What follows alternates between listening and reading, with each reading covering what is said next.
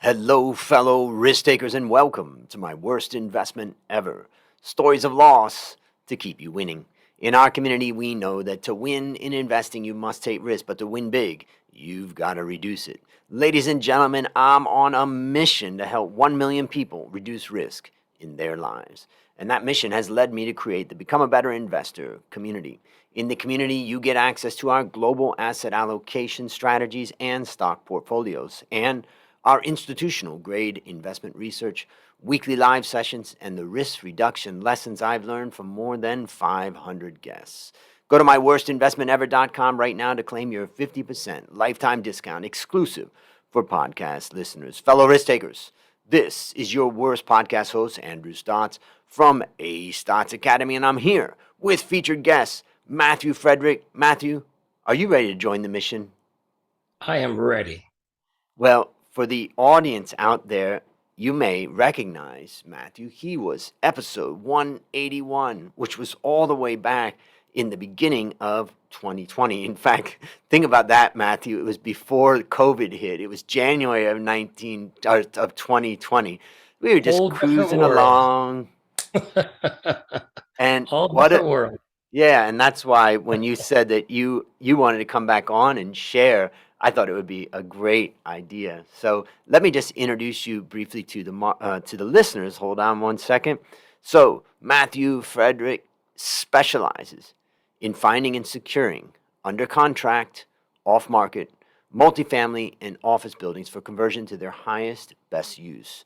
He did not plan to be an investor, but his police brother convinced him to under gunpoint, so he decided to try. With 34 years of experience in residential and commercial and new development, Mathew has seen much chaos in the industry and would like to guide others through the landmines. He loves the lifestyle that investing affords him, but is excited to help others reach their financial freedom. Michael, take a minute and tell us a little bit more about the unique value that you bring to this world. Well, as I mentioned, my background was more. I was in the military.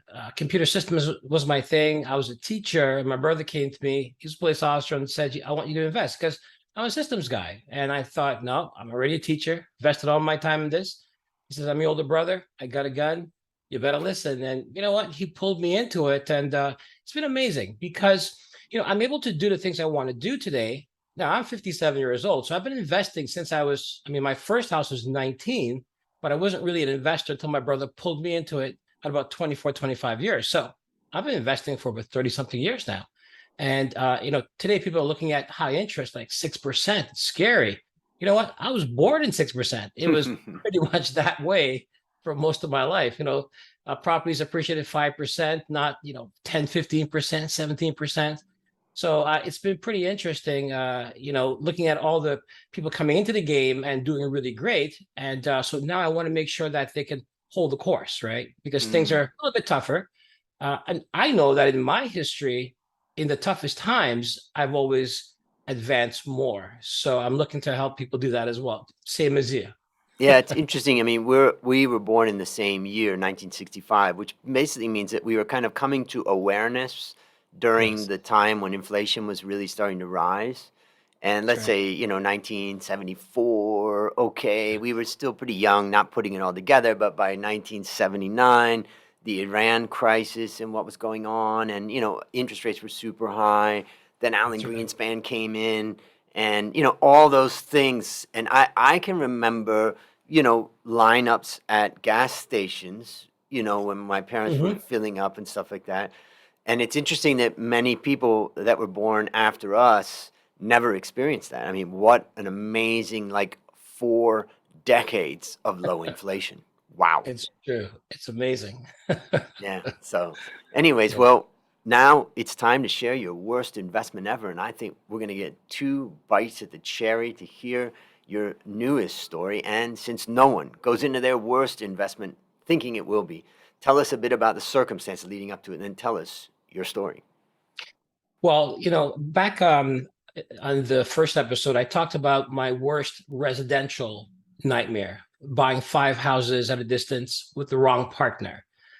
This happened a number of years later, but it was my first bite at the apple for commercial property. So I'm talking about sort of like a strip plaza concept. Mm. And you know what? I just figured, guess what? I'm really good at residential. I mean, I fought hard to learn residential and I put a lot of years into it. And I just figured, by 2004, 2005, I'm just going to go to commercial. And you know what? It's just a bigger apple.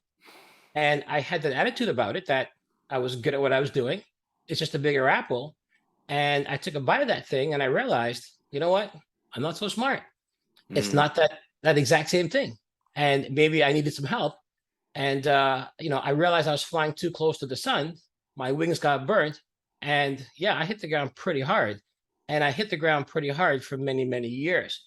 So even though I had success after that, it was the one property that even when I became an expert, I mean, years later, I built over 280 houses. I've built 4-story, 50-unit condo buildings.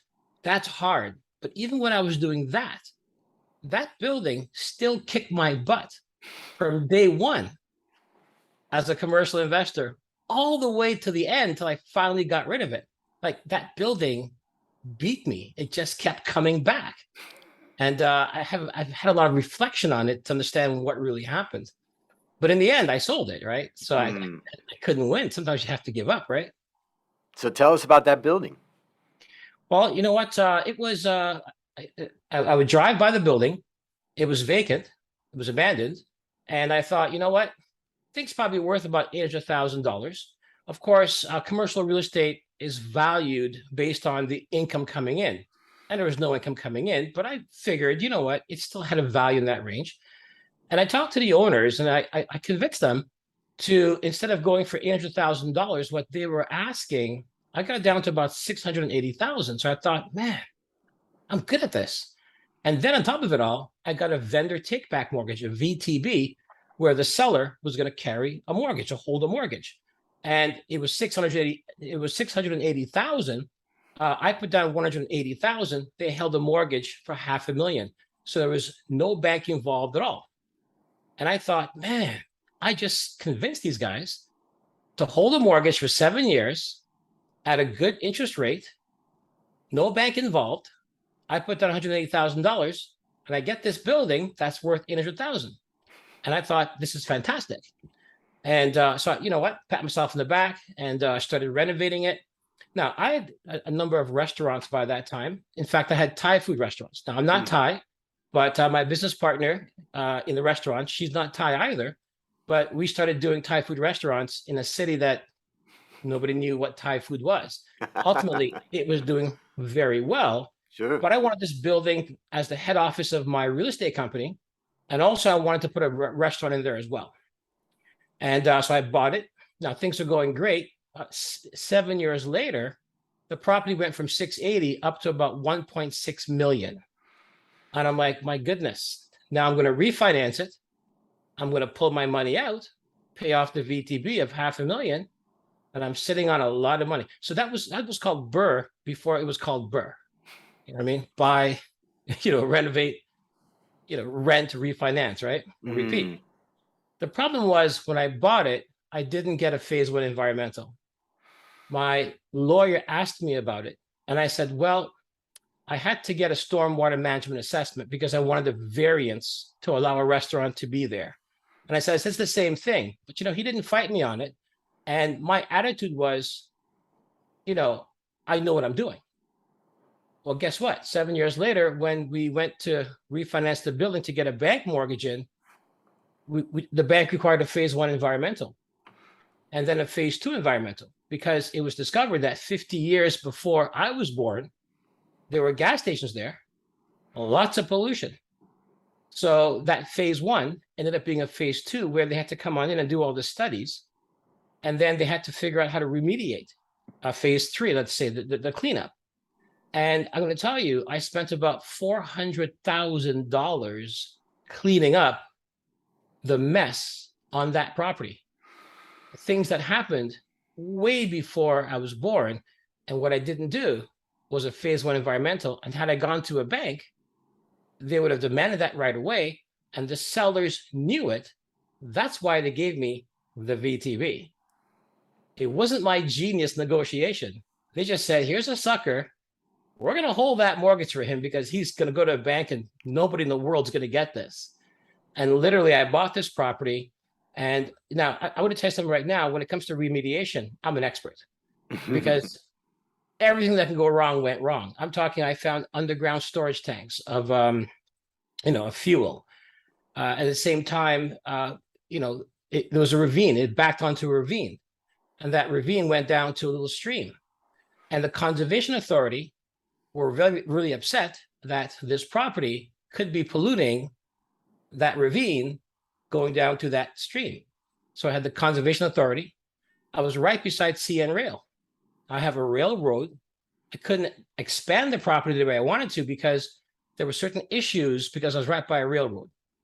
And remember, railroads also sometimes they spill. They spill, so there's environmental there. And again, you have to be so far away from them. I was on the other side of a highway.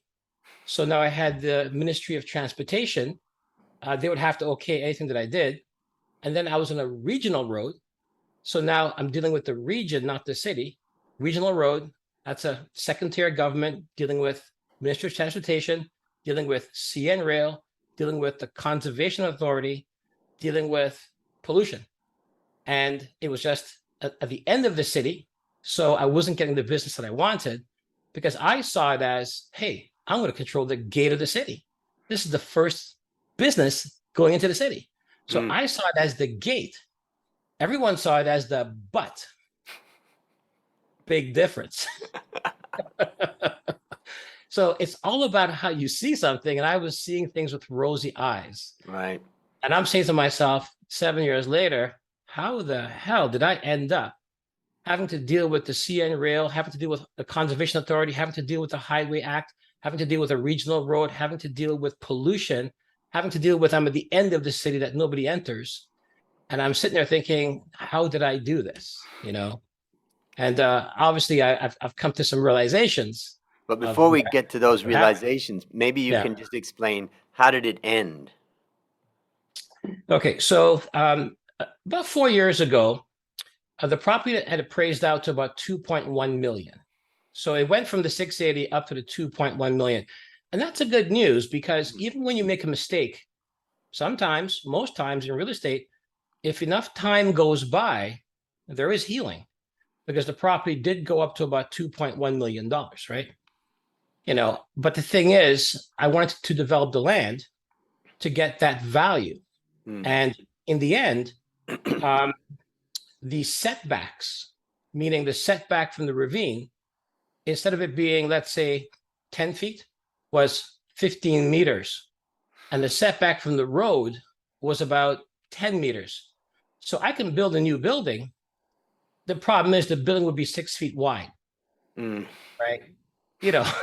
So even though the appraiser appraised it for what it was, the true value to get it to its highest best use would be to, because it was 2 acres, would be to build on the unused land. Right. And therefore, I couldn't build on that land. And in the end, that 2.1 ended up being about maybe 1.7, 1.8.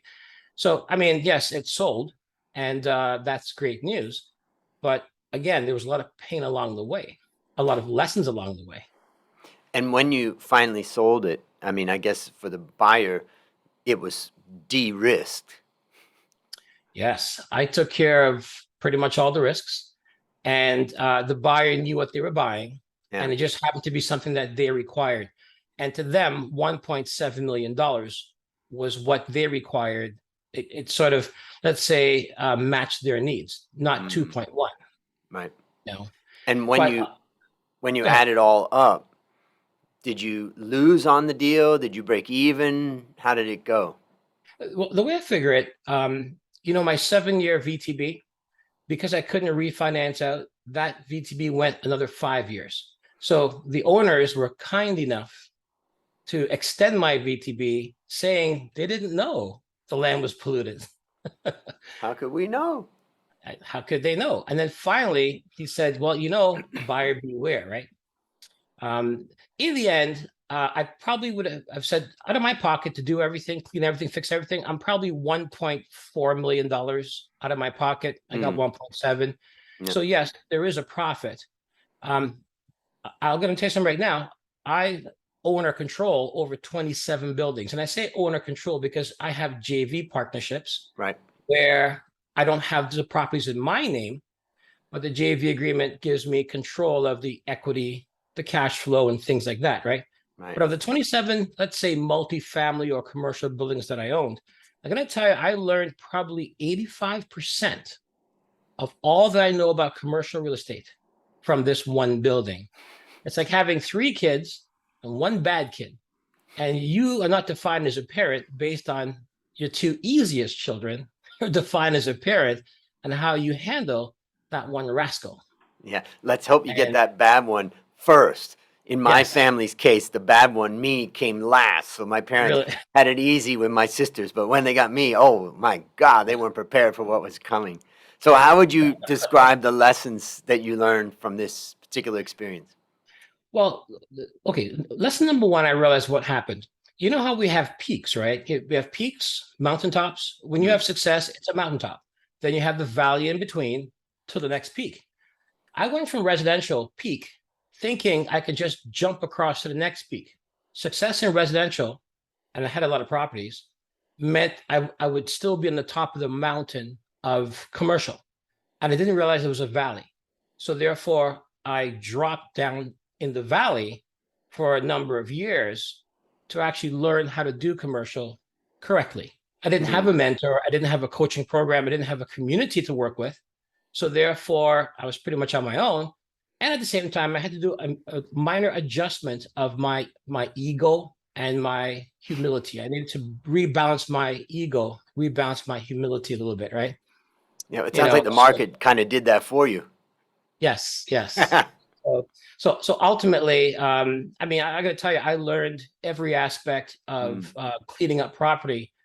When you spend over $400,000 to clean property, you actually learn everything because everything that can go wrong went wrong. I've actually made and saved money because of that. So, I mean, I've built a 113 house subdivision. My knowledge and the strength that I had to survive this calamity helped me to face tougher problems in the future.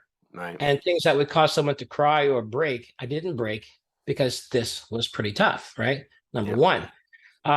Number 2, I found that no matter what I did with this property, I was always losing money. I had a tenant that came in and they tend to not pay the rent on time. They did a huge series of things, even though it was commercial, they did a huge series of things that, I pretty much picked the person who was going at a different speed. So I met somebody when I was relaxed and they were actually on the top of the hill, meaning they were working at full speed. And I brought this company in. And when I went up to full speed, I realized that my full speed was way faster than their full speed. And we couldn't work together. I know it's kind of weird, but you know what? When you meet people and you want to partner with them, make sure that you're actually at the same speed when you actually decide to partner. Because I was just coasting. I didn't realize he was at his top speed. When I got up to my top speed, well, I was way too fast. And that created a lot of problems. And I had to deal with that. So that was a bit of an issue there that I had to go through with. Another thing too is, and this is weird, I remember a lady drove by and she was crying. She came to, she says, "Are you the owner?" I go, "I'm the owner." She goes, "This building is making me cry." Now, obviously I have my beliefs, but I'm not into too much hocus pocus stuff, but I'm a man of faith. I have my beliefs, but she goes, "I'm crying. I'm feeling so much pain, right?" Now, remember, this is like 10 or 12 years into this thing. I go, "Lady." You said, "Lady, you imagine the pain I'm feeling." Yeah. I go, "Lady, you're feeling my pain." She goes, No, this is a deep pain. It's an old pain." I go, "What do you mean old pain?" She goes, "It's been a pain on this land for, seemed like a couple hundred years." I'm thinking, "You feel pain?" She goes, "Yeah, it's deep, very deep." So she took something out of her car and she lit it on fire and she smushed the place. I think she called it smooshing or something. I let her do it anyway. But the fact is, it occurred to me that I'm not just dealing with the math here. I'm not just dealing with the situation. I'm not just dealing with my stupidity. I'm dealing with something a little bit bigger or stranger than I had ever seen before. So some of your listeners are thinking he's nuts. Well, guess what? I have a computer systems background. I'm a soldier. I'm very technical, but everything that can go wrong, even out of my control, Mm. just kept going wrong.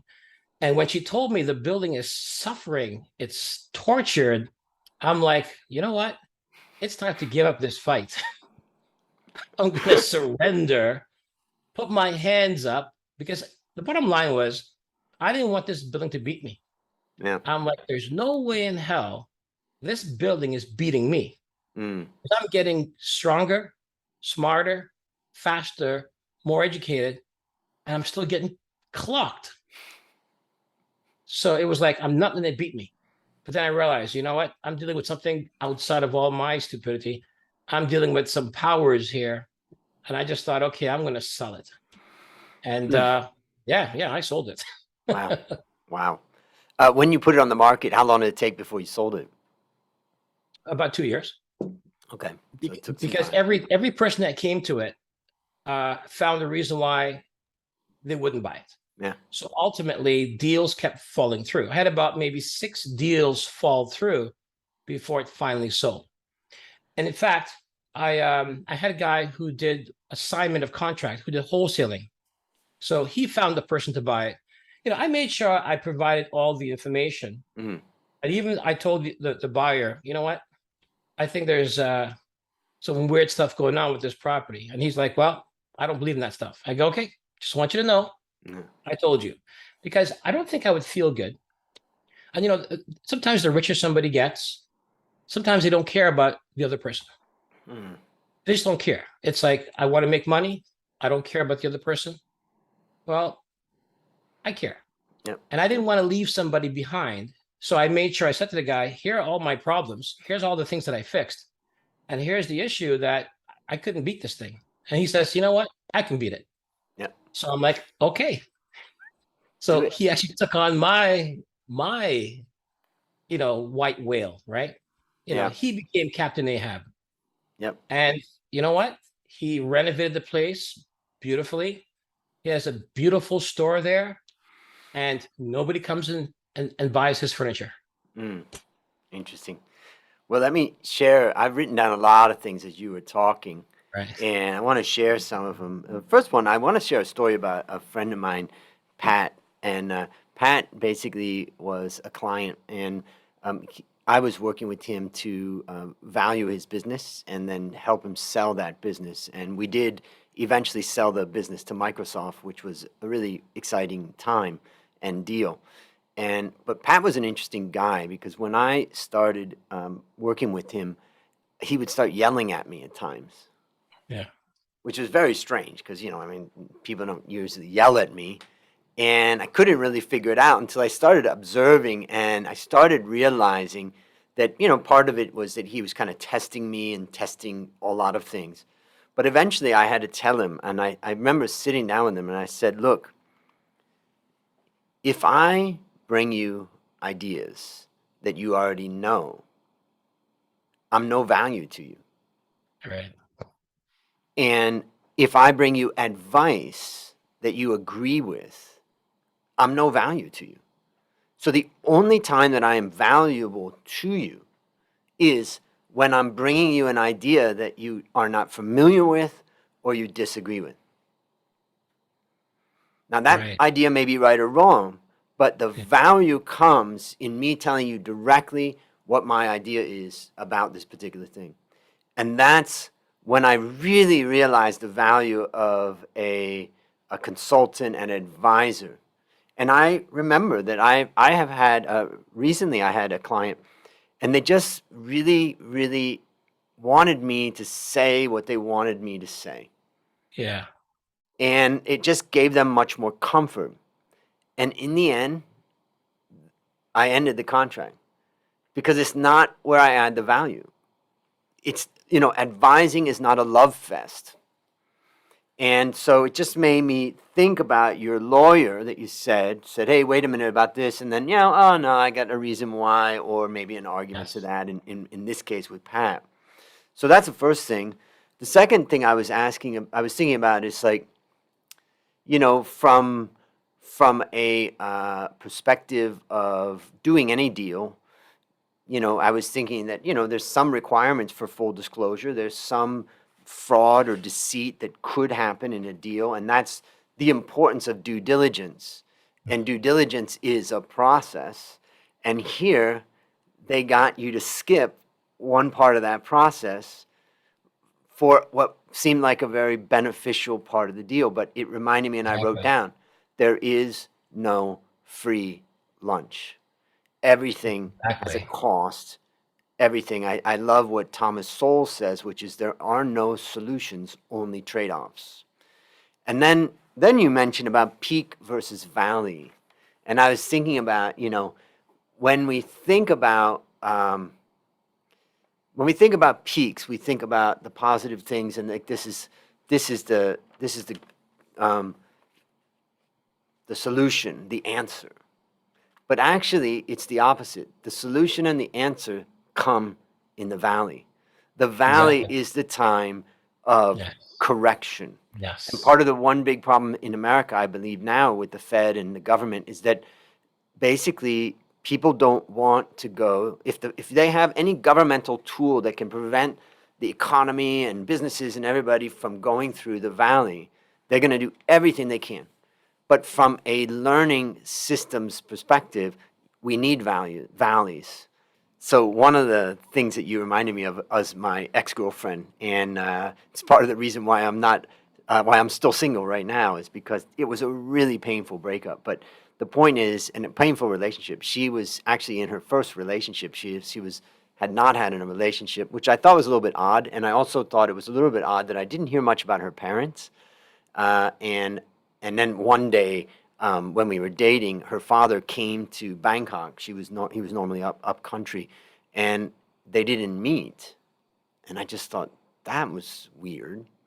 But I Yes. didn't put it all together. But in the end, it was a very painful relationship. And what happened was she did eventually, while we were in the relationship, start to get some therapy, and she really made some major breakthroughs. And she could see there was abandonment issues, and by having her first relationship, that all came out, and she really became a changed woman. But we were both so exhausted that we ended up breaking up. And she went to her next relationship, and the immediate next relationship, she said, I talked to her by phone, and she said, you know what I realized is I still brought all those issues to this relationship. She broke up with Right. that guy, she worked on herself, and the next guy that she was with, she was like, they've built an amazing relationship, and she's dealt with all that. And I always ask myself, like, why is it that that went through my life? That whole experience for her. I really couldn't always see it, but in some ways, when I think about your building, I think Yeah. about the idea that that went through your life, and what you sold to the next person. Yeah, it may have had some issues, but it didn't have all of those issues. And now that you say that, yes, that building was a bad relationship. It didn't love me back. I loved it, but it didn't love me back. And in the end, it gave me the boot. So yeah, you know what? Not quite the same as yours, but now I'm seeing it. You're helping me heal. There you I go. feel I'm healing now. That's good. I feel good. Just think about the buyer and how much trouble you've saved them from. Mhm. Yes, yes. The healing, the healing. Fantastic. Hold on. Now, another thing I wrote down is that, and you started making me think about, the history of this land, the history of this building. And then I just started thinking, yeah, in fact, when we're dealing with people too, we're dealing with a collection of history, a family history, a Yes. collection of values, a collection of things that have been passed down over generations. So for the listeners and the viewers out there, look beyond just the surface. And then I wrote down surrender to win. And one of the things I think that we learn as we get older is that there are some fights that we do not need to But be to in, and fight. That's knowing the fights to walk away from.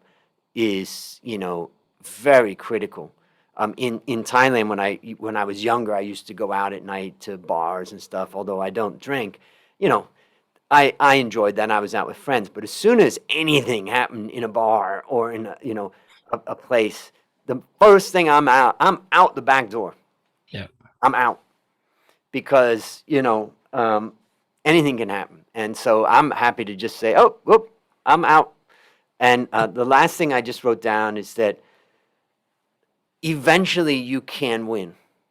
Yes. And this is actually a story that you stuck with it. You kept dealing with the things that came to you, but eventually you won. Now you won through what you learned. You won through getting it sold. But there's a lot of things I take away from anything that you would add. Yeah, and it really made me strong enough to deal with some of the bigger uh, properties that I had to buy later on.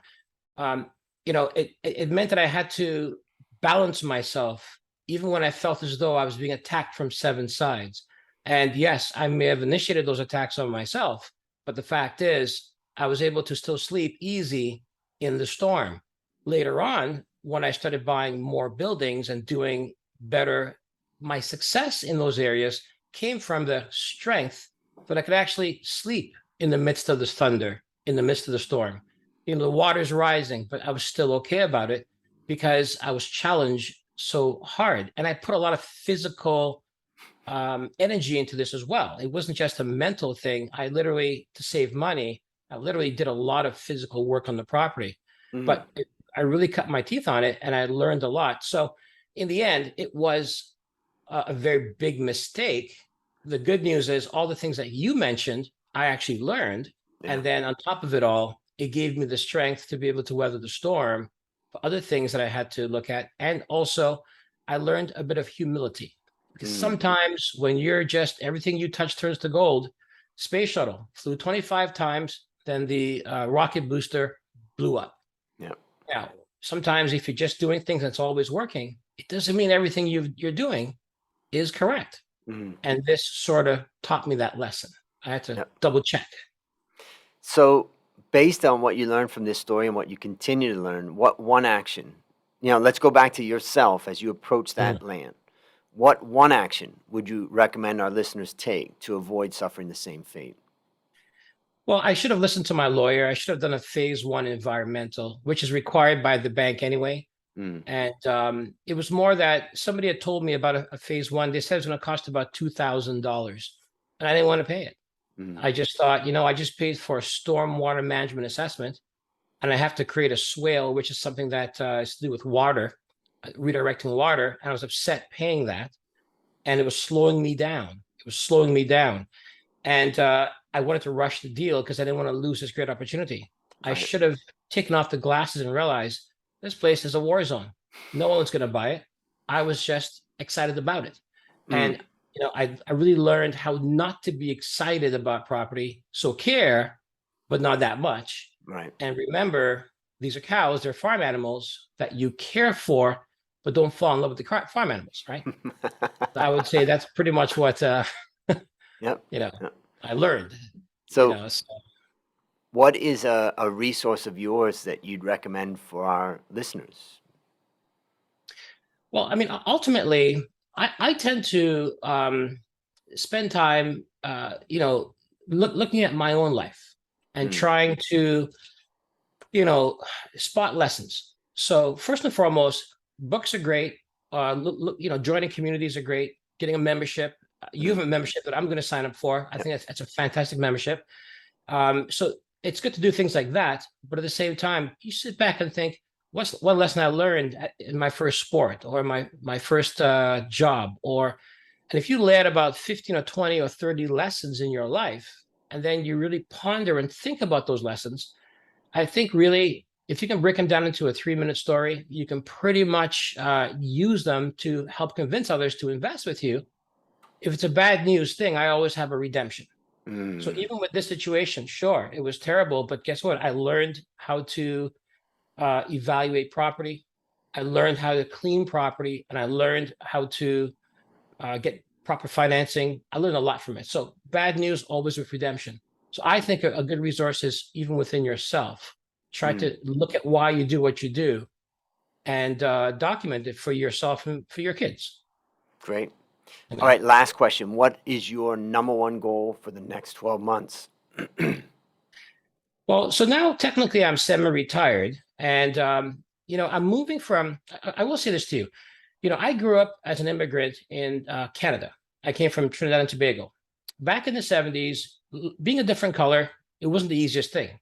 And everybody has their own issues. Doesn't matter about color. You can be too tall, too short, whatever.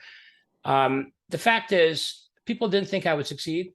So I used that as a fuel by the time I was 24 to 34. But by that time, feeling like a second-class citizen, I didn't anymore. That fuel burnt up. Then I had to find another fuel. So then all of a sudden I thought, I want nice things. So I started buying nice things and I wanted to have a nice house and just different things. And from 34 to about 44, that was great. But you buy a very expensive car and hey, guess what? You want the next model. So after a while, that fuel burnt up. Then my daughter came along when I was 44. So she's like 15 now, right? So from 44 to 54, it was really, I just want to be a better man for my little girl. I want to provide a great world for her. And now things are going pretty good with her. That fuel's burnt up. I'll always be there to provide her. Now I'm looking for something external outside of me. So I'm looking more for community. So over the next 12 months, I'm going to focus on water, bringing water to North America, using water for some purpose. I don't know what it is yet, but the beauty is I will walk the walk to understand what water and I have to do. But the important part is people think sometimes one goal will get you there. Like people always talk about, what's your why? Well, your why is going to the moon. And maybe real estate might be your vehicle. But what the hell is your fuel? I had to change my fuel 3 times. Right? So ultimately, something to do with water. I'm not sure what it is. I just know it's water. And I'm looking forward to learning what it's going to be. That's going to be my fuel for the next 10 years. And drink it up. Exactly. And drink it up. Water. Well, listeners, there you have it. Another story of loss to keep you winning. If you haven't joined the Become a Better Investor community, just go to myworstinvestmentever.com right now to claim your 50% lifetime discount exclusive for podcast listeners. As we conclude, Mathew, I want to thank you again for joining our mission a second time and sharing your knowledge. And on behalf of A. Stotz Academy, I hereby award you alumni status a second time for turning your worst investment ever into your best teaching moment. Do you have any parting words for the audience? Well, I think this is your 600th episode. Yep.